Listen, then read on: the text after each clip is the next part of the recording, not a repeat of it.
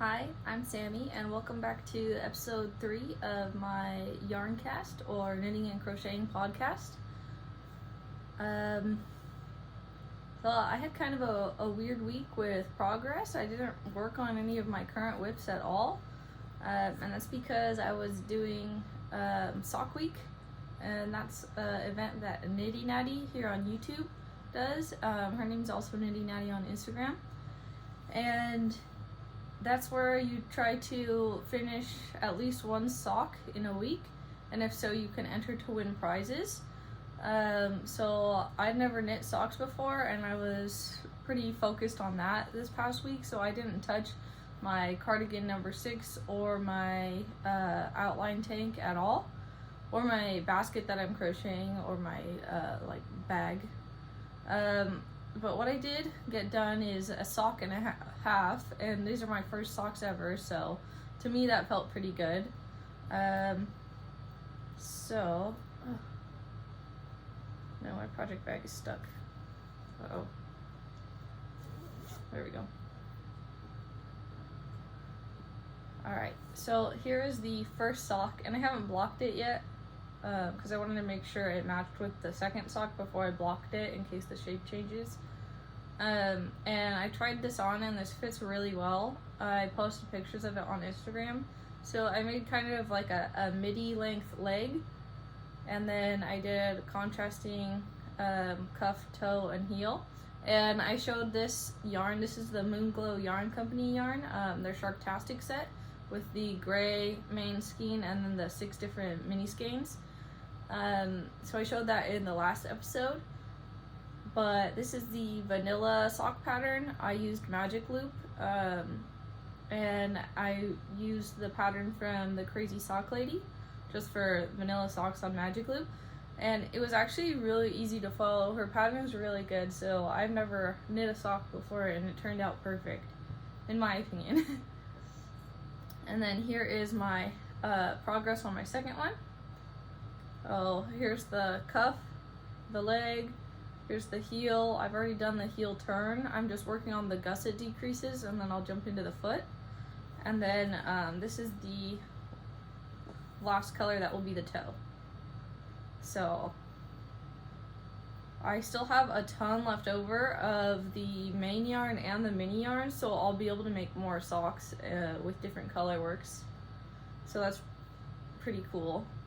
And I am apparently starting a sock yarn stash. I never worked with fingering weight before, so I'm building up my stash, unfortunately. Yes, hi Winifred. Can you sit down, please? Can you sit down? Thank you. Can you lay down? Thank you. So next is purchases. I already showed you guys in my last video the Nomad sock yarn haul, or the yarn dyeing haul.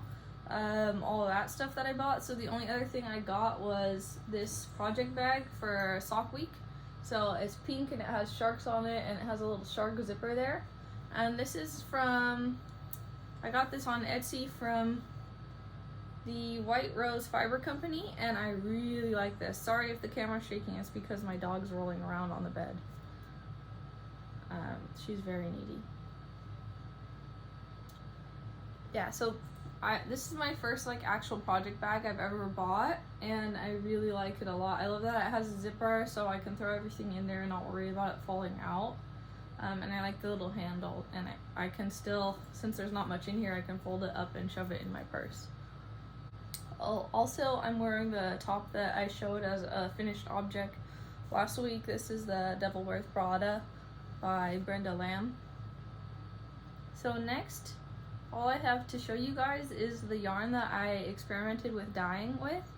I dyed so far 8 skeins, and it's definitely a learning curve. So I'm not ecstatic about any of these, but I did have a lot of fun and I learned a lot, and I'll still use them, so they're good enough for my first skeins.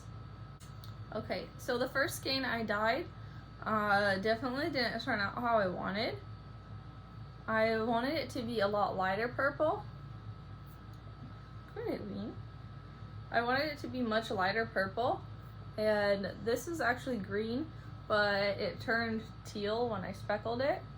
And I actually used deeper purple speckles too, but you can't see them. Also, I'm not good at winding hanks. You can't see them because I had too much water in there when I tried to speckle with the darker purple, and so it just soaked into the rest of the yarn. So that's why it ended up so dark, the whole skein, and that's why the purple speckles disappeared. But it's still cute, and I think it'll make for some nice socks. So that was the very first skein I dyed. The second skein I dyed was supposed to be a pink and orange variegated yarn, but again, I didn't quite figure out the water levels and the vinegar and acid levels, so it kind of ended up like a bright coral, which I don't hate. And there's some more orange speckles and some more pink speckles, but not a lot. Again, I had too much water in there. But I really like how vibrant that one is. The third skein, I finally figured out speckling a bit more, so you can see there. So I really lowered the water level for this one. And this is a variegated green. It's not a super vibrant green, but I really like it. I like how this is almost a neutral color to me, even though it's green. But I got the speckles figured out a lot more, so that was a good learning. The third one is just a variegated brown, and it's not super variegated. I used a warmer brown and a more taupey color, but I really like the kind of little fades throughout it. So that was the third one I dyed. The fourth one I dyed, this is where I started to get really excited about the variegated yarns, and I was having a lot of fun. So with this one, I used like a more bright aqua and then I mixed in a little emerald blue to make a new base to variegate this yarn. And I love the way this one turned out a lot. So this one will be super fun to make socks with, I think. So there's that one. The fifth one I'd actually made this a different one. I made this yellow speckled with pink, but it just ended up looking yellow and orange, but the yellow wasn't even bright. It was kind of like a dingy yellow. It looked like ketchup and mustard to me, and I did not like that. So I dyed over this with red, and then I made a not very potent black base, and I variegated it with that, and it ended up really pretty. It's a bit more deep in person than it's showing up on camera, but I don't even like red, and I like this, so that was a color suggestion from my boyfriend. Next is a variegated kind of like seafoam green with teal, and this is my favorite color pretty much. Oh, it matches my tattoo right here.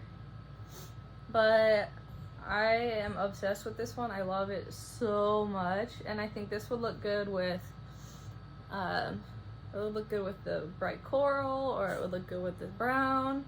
Very beachy colors, or super beach mode right here. So I'm really excited about those ones. I'm really, yes, hi Winnie. She's making me pet her the whole time I'm talking. The last one I dyed turned out really messy looking, but I think it'll make some fun socks still. So this one I just speckled with different colors, and it gave kind of a tie-dye look. I used some liquid dye, and I think that's the part that I don't really like how it turned out, because they bled into each other more. And also, I think I tried to do too many speckles. So I still will use it, and I still like it, but it's just not quite what I had planned for. But it'll make fun socks anyways. So that's really all I have to share with you. Let me get Winnie up here. That's really all I have to share with you this week. I was pretty distracted by sock week, and also trying to dye yarns. I spent like 2 days dyeing those yarns. And I have some ideas to make my dyeing better in the future, and I'm just really excited. I'm going to try to use up a lot of those, or some of those at least, before I purchase another 10 pack of skeins. So I'm pretty excited, and I also want to do mini skeins, so when I have a specific color for a contrast in mind, I can do that. I also want to try dyeing some fade skeins, but we'll have to see.